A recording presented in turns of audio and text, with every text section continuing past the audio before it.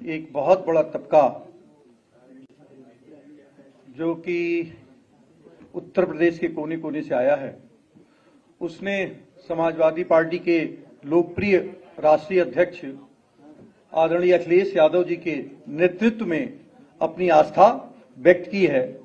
उस अवसर पे आज मंच पर बैठे हुए समाजवादी पार्टी के राष्ट्रीय अध्यक्ष परम आदरणीय अखिलेश यादव जी और यहाँ पर उपस्थित सभी जो गणमान्य व्यक्ति आए हुए हैं, मीडिया के साथियों, बंधुओं, मित्रों,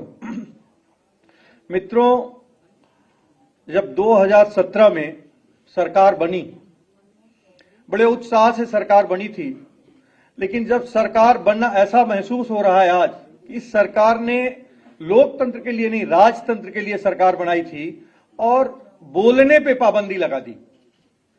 सरकार ने कोई भी अगर कुछ बोल रहा है, ट्वीट कर रहा है, लिख रहा है, तो उसको जेल भेज देने का काम कर रही है। और इसके साथ ही साथ सरकार ने एक नया तरीका अपना लिया कि शिलान्यास किसी ने किया, कार्य किसी ने किया, पत्थर वर्तमान सरकार ने लगा दिया। कार्य को कोई भी कर रहा है, उसमें पत्थर वर्तमान सरकार का लग जा रहा है। इसके साथ साथ जो पूरे प्रदेश में मतलब जो वैमनस्यता का बीज बोने का काम किया, साथ ही साथ अगर आप देखें तो सरकार ने जो 5 साल का कार्यकाल है सरकार का, केवल बिखराव के अलावा, समाज में टूटन के अलावा और कोई कार्य करने का काम नहीं किया। और सबसे बड़ा कार्य किया उन्होंने तो लोगों को बांटने का और प्रचार प्रसार करने का। सबसे ज्यादा बजट अगर किसी का है इनका तो प्रचार करने के लिए है। रोज कहीं न कहीं अखबार में बड़े बड़े विज्ञापन हैं, होर्डिंग्स हैं, लेकिन धरातल पे वो कोई चीज आज की तारीख में मौजूद नहीं है। कहीं पे भी धरातल में कोई चीज मौजूद नहीं है। और हम अपने जिले की बात करते हैं, एक उदाहरण हम देते हैं कि हमारा जिला गोरखपुर, जहां से माननीय मुख्यमंत्री जी स्वयं आते हैं, अगर बाढ़ प्रभावित इलाका है, एक बाढ़ का उदाहरण देते हैं। बाढ़ में इस साल 3 गांव कट के खत्म हो गए, लेकिन वहां पे कोई बजट नहीं दिया गया। कोई भी बजट ऐसा नहीं दिया गया जो बाढ़ पीड़ितों के लिए दिया गया हो। इसी तरह से स्वास्थ्य सेवाओं की बात है कि स्वास्थ्य सेवाओं की हाल केवल बिल्डिंग का उद्घाटन गोरखपुर में एम्स के लिए जमीन आदरणीय अध्यक्ष जी ने दी थी। गोरखपुर में जो टेक्निकल यूनिवर्सिटी है आदरणीय अध्यक्ष जी ने बनाया था, लेकिन आज उसमें कोई भी कार्य, कोई सी बढ़ोतरी करने का काम नहीं किया गया। साथ ही साथ गोरखपुर विश्वविद्यालय में अपॉइंटमेंट होता है। जब अपॉइंटमेंट होता है तो एक जात विशेष के 75 लोग, 150 लोगों का अपॉइंटमेंट होता है, उसमें एक जात विशेष के 75 लोगों का अपॉइंटमेंट होता है। जितने थाने, जितने चौकी, जो जिले प्रशासन है, सब पे एक जात विशेष के लोगों को बैठाने का काम इस वर्तमान सरकार ने किया है। और तो और खासकर हम जिस समाज से खाते हैं, ब्राह्मण समाज से जहां से हम आते हैं, उस ब्राह्मण समाज में जितना अत्याचार और अन्याय हुआ है शायद ही कभी किसी ने किया हो। और सरकार ने जो कभी दुर्घटना के कारण जो इनकाउंटर होता है, दुर्घटना की होती है, इनकाउंटर किसी सरकार की पॉलिसी नहीं होती है, लेकिन वर्तमान सरकार ने इनकाउंटर की पॉलिसी बना दी कि साहब हम इनकाउंटर इनका कर देंगे, घोषित इनकाउंटर कर दिया।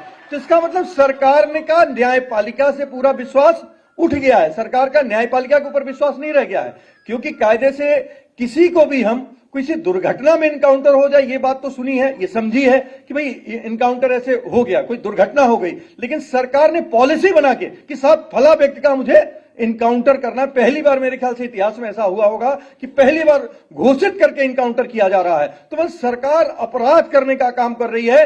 किसी को न्यायपालिका को अपने हाथ में लेने का अधिकार हमारे संविधान में नहीं है, लेकिन सरकार ने न्यायपालिका के भी कार्य को अपने हाथों में लेने का काम किया है आज की तारीख में, और लोगों को घोषित इनकाउंटर कर दिया है। इसी तरह जब डेंगू की बात आई थी तो डेंगू की वजह से तो मर रहे थे लोग। गोरख बीआरडी में जो जेईटी हो, जापानी इंसेफ्लाइटिस से लोग मर रहे थे, तो वहां के प्रिंसिपल है राजीव मिश्रा।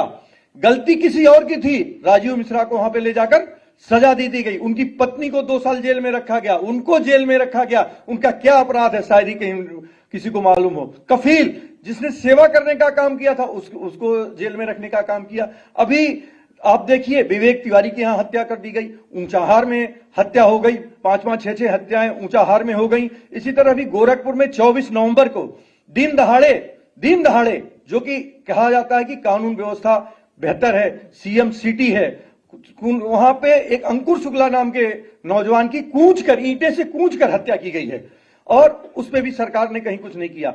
और अभी तक की जो भी सरकारें हैं वो यदि कोई कार्य करती हैं तो वो ये कार्य करती हैं कि जो पीड़ित होता है उसके पास जाती हैं, लेकिन वर्तमान सरकार में जो उनके सहयोगी दल हैं अपराधी के घर पूछताछ करने गए कि उनकी कुशल क्षेम लेने अपराधी के घर गए, जो पीड़ित पक्ष था उसके घर कुशल क्षेम पूछने तक नहीं गए। तो आज पूरी सरकार, चाहे वो भ्रष्टाचार की बात हो, चाहे वो कानून व्यवस्था की बात हो, महंगाई की बात हो, महंगाई में चारों तरफ लोग त्राही त्राही कर रहे हैं। कोरोना के दर्द को अभी लोग भूले नहीं है। शायद ही कोई ऐसा परिवार होगा जो कोरोना में अपने किसी एक न एक प्रियजन को कहीं न कहीं निश्चित रूप से खो दिया है। उस अव्यवस्था के दौर में सरकार शांत हो गई थी, कहीं बोलने का काम नहीं कर रही थी। सरकार ने जो कोरोना पीड़ित थे उनके लिए कोई काम करने का काम नहीं किया। हमारे तरफ एक धुरियापार चीनी मिल है, उसको उन्होंने वादा किया था चलाने के लिए, लेकिन आज तक उस पर एक ईंटा नहीं रखा गया है। तो बीआरडी मेडिकल कॉलेज जहां पे अभी फैसिलिटी नहीं है, एम्स खोलने की बात हो रही है लेकिन फैसिलिटी नादारद है, तो क्या केवल बिल्डिंग से हमारा काम चलेगा? तो पूरी प्रदेश सरकार आज की तारीख में केवल वादों पे चल रही है। अगर वहीं दूसरी तरफ आदरणीय अखिलेश यादव जी की सरकार को देखिए, 12 से 17 की सरकार को देखिए, तो एक नया विजन दिखाई देता है, एक नया दृश्य दिखाई देती है। आपका एक विजन था कि लखनऊ में मेट्रो को चलाने का काम किया, आगरा से लखनऊ तक एक्सप्रेसवे बनवाने का काम किया, आज तक उन्होंने कैंसर हॉस्पिटल बनवाने का काम किया। तो जितनी विकास की परियोजनाएं थी ये आदरणीय अखिलेश यादव जी की देन थी और इनके विजन और इनके सोच का ये परिणाम था कि उत्तर प्रदेश आगे बढ़ रहा था। लेकिन आज अचानक आकर उस पर रोक लगा दिया गया है और अब ये महसूस हो रहा है कि जब तक आदरणीय अखिलेश यादव जी उत्तर प्रदेश की कमान पुनः नहीं संभालेंगे तब तक उत्तर प्रदेश का विकास अब संभव नहीं है। हम सब लोग, जो भी हम लोगों की ताकत है, सब लोग मिलकर इकट्ठा होकर पूरे प्रदेश में हर जगह जहां जहां आपका निर्देश होगा जाने का काम करेंगे और समाजवादी पार्टी की सरकार 2022 में बने इसका संकल्प लेंगे और 22 में आदरणीय अखिलेश यादव जी को मुख्यमंत्री बनाने का काम करेंगे।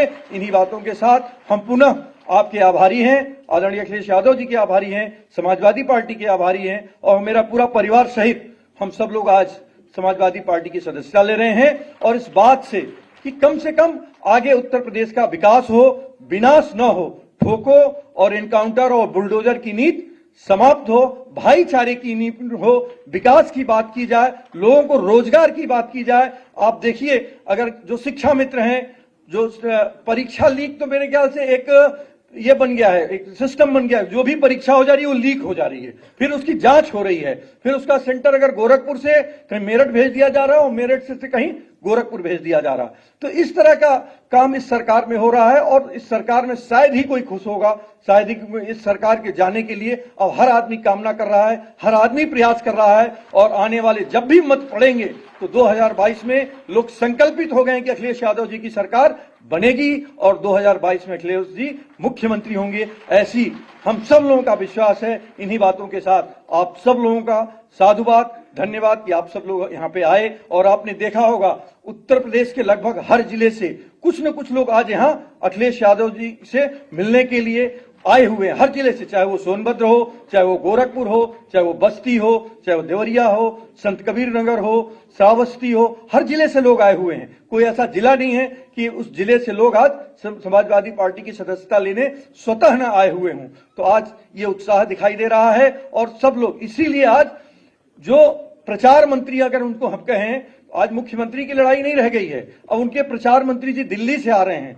मुख्यमंत्री जी तो कहीं प्रचार में दिख नहीं रहे हैं, अब तो सीधे सीधे प्रचार मंत्री जी दिख रहे हैं कि वही प्रचार कर रहे हैं। मुख्यमंत्री जी कहीं प्रचार करते हुए अब नहीं दिख रहे हैं, अब तो वो सड़क पे छूट गए हैं। हो सकता है किसी दिन और कहीं छूट जाने का काम करेंगे। इन्हीं बातों के साथ हम अपनी वाणी को विराम देते हैं क्योंकि अभी आगे के ढेर सारे कार्यक्रम हैं। जय हिंद, जय भारत।